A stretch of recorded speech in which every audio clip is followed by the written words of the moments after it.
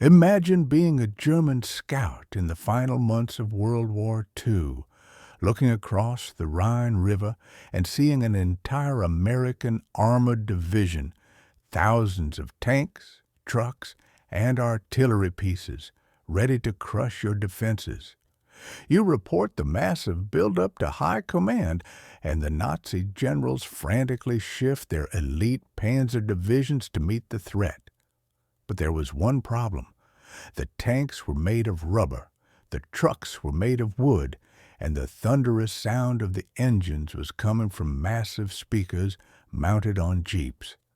This was the 23rd Headquarters Special Troops, better known as the Ghost Army, a top-secret unit of artists, sound engineers, and actors whose only weapon was pure, unadulterated deception. While the 101st Airborne was fighting with bullets, these men were fighting with imagination. Recruited from elite art schools across America, the Ghost Army was a collection of painters and designers who were told to use their talents for the ultimate prank. Their masterpiece was the inflatable Sherman tank. From just a few yards away, these rubber balloons were indistinguishable from the real 30-ton steel monsters. They even went as far as hand-painting shadows and mud onto the rubber to fool German aerial reconnaissance. In one legendary moment, 2 French villagers happened upon a group of American soldiers who appeared to be lifting a 30-ton tank by hand. The soldiers simply looked at the stunned locals and whispered, "The Americans are very strong." But visual deception was only half the battle. To make the illusion perfect, the unit used sonic deception.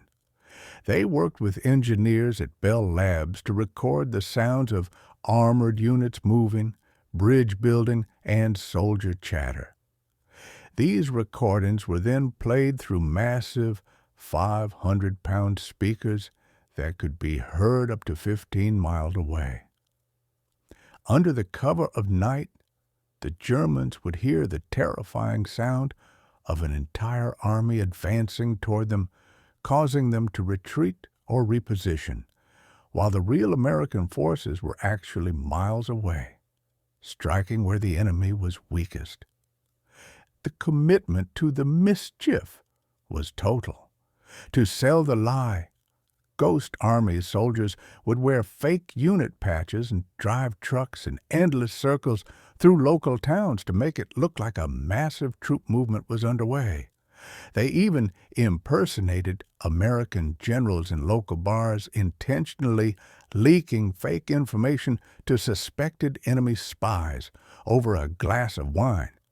It was a masterclass in psychological warfare that saved an estimated 15,000 to 30,000 Allied lives. These men proved that in the chaos of war, the most powerful weapon isn't a cannon, it's the ability to make your enemy believe in a lie. Even after the war ended, the story of the Ghost Army remained classified for over 50 years.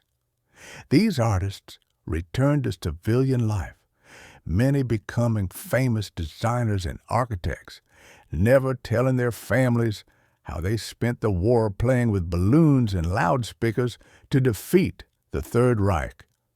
Today, we remember them as the ultimate architects of American industrial mischief, a unit that proved that sometimes, to win a war, you don't need a bigger gun. You just need a better story.